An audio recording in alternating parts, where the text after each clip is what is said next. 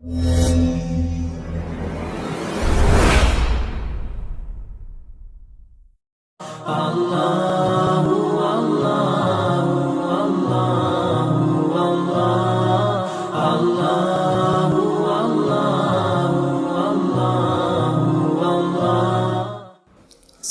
warahmatullahi wabarakatuh. Alhamdulillah wassalatu wassalamu ala rasulillah nabiyina Muhammadin wa alihi wa sahbihi wa man wala. Asyhadu an la ilaha illallah wahdahu la syarikalah, asyhadu anna Muhammadan abduhu wa rasuluhu, amma ba'd.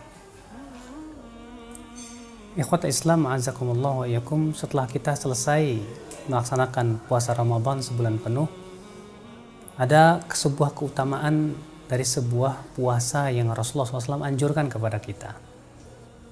Apa itu? Yaitu puasa 6 hari Syawal. Yang disebutkan dalam riwayat yang disahihkan oleh Syekh Albani dan para ulama bahwa Rasulullah SAW bersabda, "Man shoma Ramadhana," siapa yang berpuasa Ramadan, "thumma atba'ahu sittan min Syawal," kemudian diikuti oleh 6 hari Syawal, "kana," kata Rasulullah, "maka faka'annama shoma ad-dahr," maka seakan-akan ia berpuasa setahun penuh.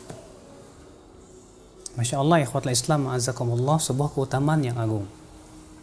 Kata Rasulullah, orang yang berpuasa Ramadan kemudian diikuti oleh 6 hari Syawal, maka seakan-akan dia berpuasa setahun penuh. Namun di sana ada beberapa perkara yang hendak kita bahas, ya, yang berhubungan dengan puasa 6 hari Syawal. Pembahasan yang pertama, para ulama berbeda pendapat apakah puasa 6 hari Syawal itu disyariatkan atau tidak. Jumhur ulama mengatakan disyariatkan, dalilnya hadis ini. Sementara Imam Malik mengatakan puasa 6 hari Syawal tidak disyariatkan, bahkan beliau mengatakan bid'ah. Alasannya apa? Kata Imam Malik, aku belum pernah mendapatkan para sahabat, para ulama terdahulu melakukan puasa 6 hari Syawal. Kita katakan pendalilan Imam Malik ini tidak bisa kita terima. Kenapa? Karena pertama, puasa itu ibadah rahasia. Bisa jadi Imam Malik tidak mengetahui. Ya, namanya orang berpuasa tidak diketahui dia apakah puasa atau tidak. Yang kedua, hadisnya telah sahih kata Imam Nawawi, di mana Rasulullah SAW mengatakan siapa yang berpuasa Ramadan kemudian diikuti 6 hari Syawal, maka seakan-akan dia berpuasa setahun penuh. Dan ini pendapat yang rajih, itu pendapat jumhur ulama. Apa itu? Bahwa puasa 6 hari Syawal itu sangat dianjurkan atau dianjurkan oleh Rasulullah SAW. Kemudian pembahasan yang kedua, bagaimana tata cara melakukan puasa Syawal. Puasa Syawal bisa dilakukan terus-menerus atau tidak terus-menerus, keduanya diperbolehkan. Kenapa demikian? Karena Nabi SAW bersabda, "Tsumma atba'ahu sittan min Syawal," kemudian diikuti oleh puasa 6 hari Syawal. Dalam hadis ini Rasulullah hanya mengatakan 6 hari. Rasulullah tidak mengatakan harus 6 hari berturut-turut. Ya, berarti boleh berturut-turut dan boleh juga tidak berturut-turut, karena hadisnya mutlak. Dan kaidah usul mengatakan bahwa dalil yang mutlak hendaknya kita bawa kepada kemutlakannya. Tidak boleh kita batasi dengan cara tertentu kecuali dengan dalil. Kemudian, ikhwatul Islam, azakumullah wa iyyakum. Namun, para salafus saleh, kalau kita lihat riwayat-riwayat dari mereka, kita dapati mereka tidak suka setelah bulan Ramadan atau setelah Idul Fitr langsung berpuasa Syawal di hari keduanya. Sebagaimana Imam Abdurrazzaq meriwayatkan bahwa ia bertanya kepada Ma'mar bin Rashid Al-Azdi, ya, bagaimana tentang orang yang berpuasa Syawal langsung di hari kedua? Maka beliau berkata, "Ma'adzallah, innahu ayyamu aklin wa syurbin." Ya aku berlindung kepada Allah. Ia adalah hari makan dan minum, kata Ma'mar bin Rashid. Demikian pula Imam Abdul Razak ketika ditanya tentang orang yang berpuasa Syawal di hari yang kedua, beliau mengatakan, aku tidak suka itu. Kenapa demikian? Karena para ulama mengatakan bahwa kita Ya, di hari suasana Ramadan atau Lebaran itu kita sangat dianjurkan untuk memperlihatkan kegembiraan. Sementara di hari kedua, ketiga, keempat itu masih suasana Lebaran. Sementara kita diperintahkan oleh Rasulullah SAW untuk memperlihatkan kegembiraan. Yang kedua dikiaskan kepada hari raya Tasyrik, di mana setelah Idul Adha tanggal 10, maka tanggal 11, 12, 13 kaum muslimin tidak diperkenankan puasa. Apa alasannya? Alasannya karena itu masih suasana Lebaran. Ya, karena itu masih suasana Lebaran, demikian pula sama kata mereka dengan Idul Fitr.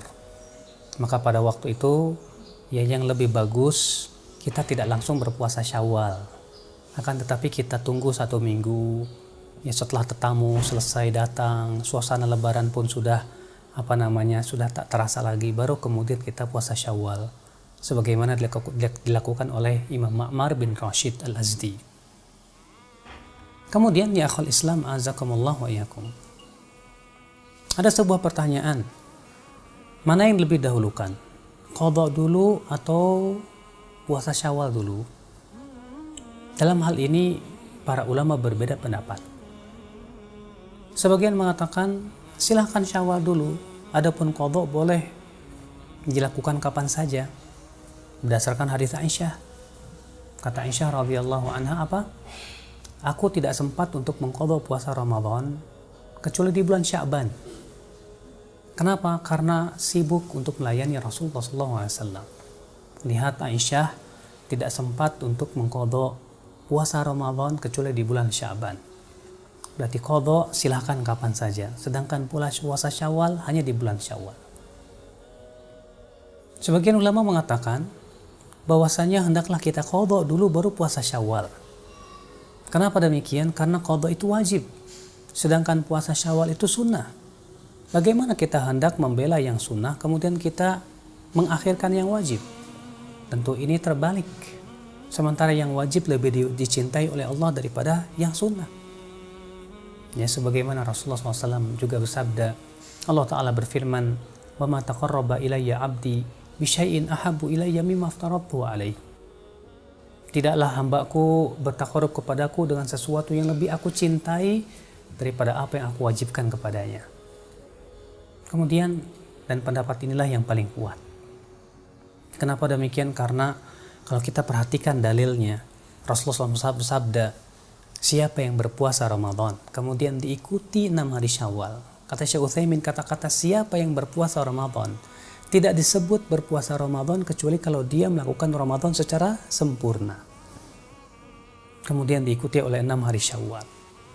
Adapun hadis Aisyah tidak menunjukkan dan tidak sharih bahwa Aisyah mendahulukan puasa Syawal.